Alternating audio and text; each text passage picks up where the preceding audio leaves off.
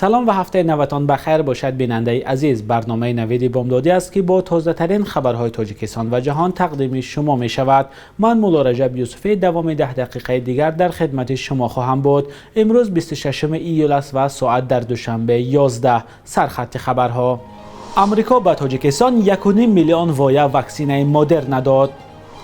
پرونده عزت امان به مرحله نهایی می رسد و پیروزی مشتنی تاجیک در المپیاد توکیو. تاجیکستان در دایره برنامه کوواکس سازمان جهانی تندرستی 1.5 میلیون وایه یا دوز واکسینه مدرن دریافت کرد. واکسینه های مذکور که صبح 26 ایول به دوشنبه رسیدند کمک ایالات متحده آمریکا به تاجیکستان می باشد. واکسینه مدرن در شرایط به تاجیکستان رسید که گرفتاری و فوت از کووید 19 در کشور به مراتب زیاد شده است.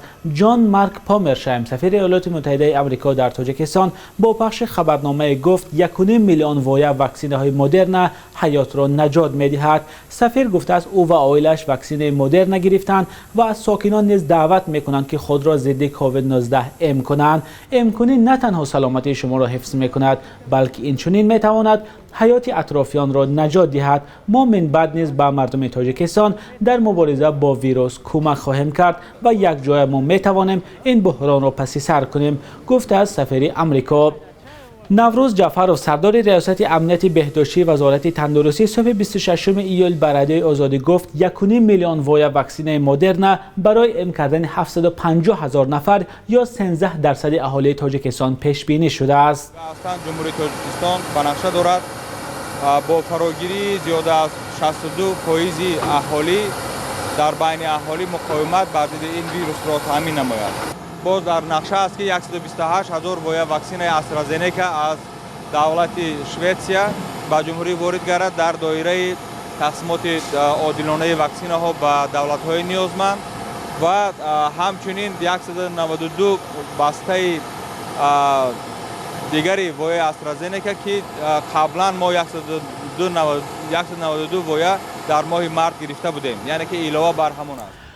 تاجیکستان تا این دم از هندوستان 192,000 و از آذربایجان 40,000 وایه واکسینه استرازنیکا گرفته است. جمهوری چین هم به تاجیکستان 300,000 وایه واکسینه کرونا وک داده است. گزارش مفصل درباره انتقال واکسینه مدرن به تاجیکستان را در برنامه اخبار آزادی تماشا کنید.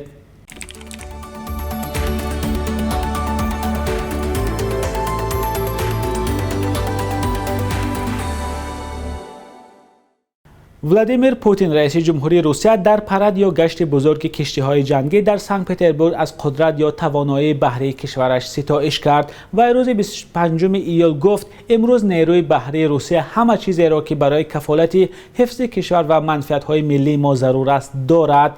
پرزیدنت روسیه افزود ما می‌توانیم دشمنان زیر آبی، روی زمینی یا هوایی را آشکار کنیم و در صورت ضرورت ضربه مرگاور بزنیم. در شهر سنت پترزبورگ و منطقه‌های دیگر روسیه با سبب موج شدید بیماری همگیر برگزاری چاره‌بینی‌های عمومی منع است. با وجود این رسانه‌های محلی گزارش دادند که هزاران نفر برای تماشای کشتی‌ها رفته، بسیاری از آنها نقاب طبی نداشتند. چنین منظره در شهر بندری سواستوپول کریم نیز مشاهده شده است. فلوت بحری سیاه روسیه در آنجا پرد برگزار کرد. پیوندان عزت امان میگویند احتمال این هفته پرونده این حامی حقوق مهاجران به دادگاه ارسال می شود. خویشاوندانش گفتند امروز دوشنبه و یا فردا معلوم می شود که پرونده عزت امان را کی به دادگاه می فرستند. قبلا مسئولین دادستانی کل تاجیکستان ضمن نشست خبری گفته بودند که تا آخر ماه ایول تحقیق قضیه عزت امان به انجام می رسد و پرونده را به دادگاه می فرستند.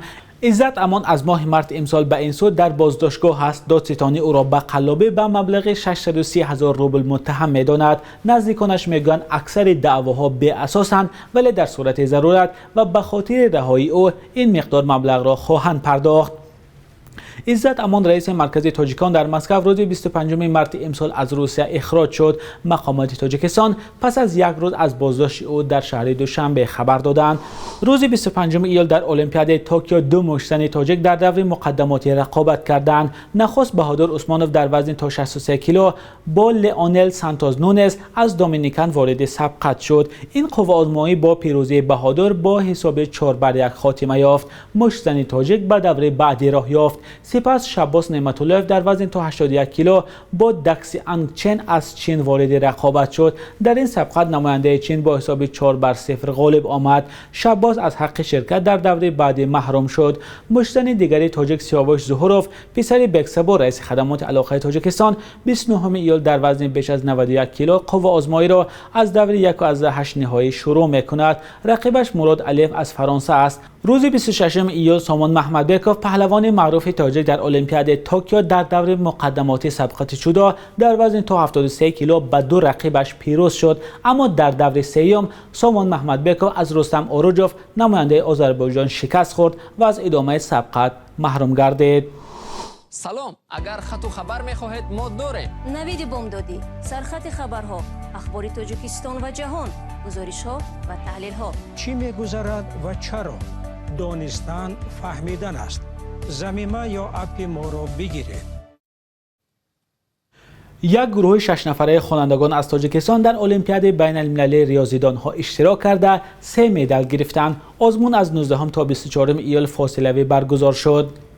5 نفر از این خوانندگان محصلان بخش گیمناز حاتم و پیوه در شهر حصار و 1 نفر از لیسه رقم 1 شهر دوشنبه بودند. یوسف حاتموف مدیر نمایندگی گیمناز حاتم و پیوه در حصار روز 25 ایول گفت در نتیجه 3 شاگرد ما وزیرجان پیروف، جمشید رستموف و عثمان علی پهلوانوف مدال‌های برنجی المپیاد را صاحب شدند. به اطلاع او شاگرد دیگری گیمناز تیمور عثمانوف با افتخارنامه مخصوص قدردانی شده. رؤوف جان ددبایف با سبب بیماری در جریان آزمون نتوانست نتیجه های مثبت به دست بیارد.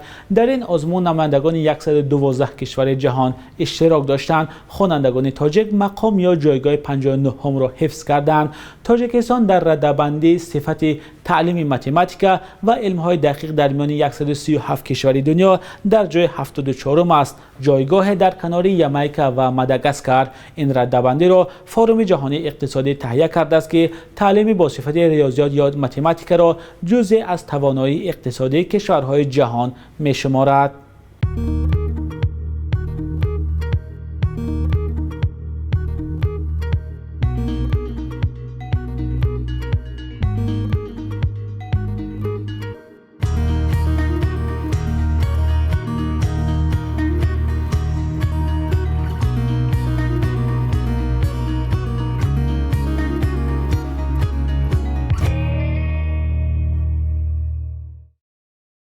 بخش یک روز تاریخ را همکارمان خیرمان بقازاده تقدیمتان می‌کند که مهمترین تحولات تاریخی در روز 26 ایول را فرا می‌گیرد.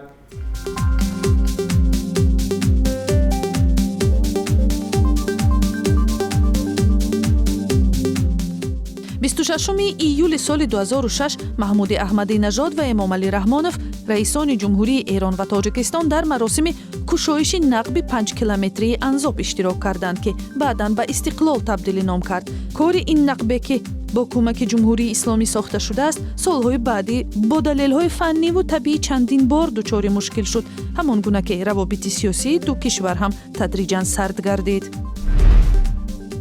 26 ایول سال 2005 امامعلی رحمانوف رئیس جمهوری تاجیکستان قانون درباره مبارزه با کروپسیا را امضا کرد و چند سال بعداً آژانسی مبارزه با کروپسیا را تأسیس داد. مقامات بعداً از فساد در ساختارهای بهداشت و معارف بیشتر گزارش می‌دادند تا از مبارزه با فسادکاران کلان و با نفوذ. 26 ایول سال 2017 وزارت کارهای داخلی تاجیکستان گفت 13 میلیسه را که با دلیل فربهی از مقامشان سبکدوش کرده بود دوباره به کار قبول کرد. این کارمندان میلیسه از جمله 20 نفره بودند که در دوام نیم سال گذشته بنابر وزنی از حد بیش جای کار خود را از دست دادند. مقامات گفتند معیار مقرر شده وزن برای هر مبارز ضد جنایتکاری تا 75 کیلو می باشد. بانک ملی تاجیکستان ارزش سامانه را نسبت به اسعار خارجی برای امروز 26 ایول چنین اعلان کرده است.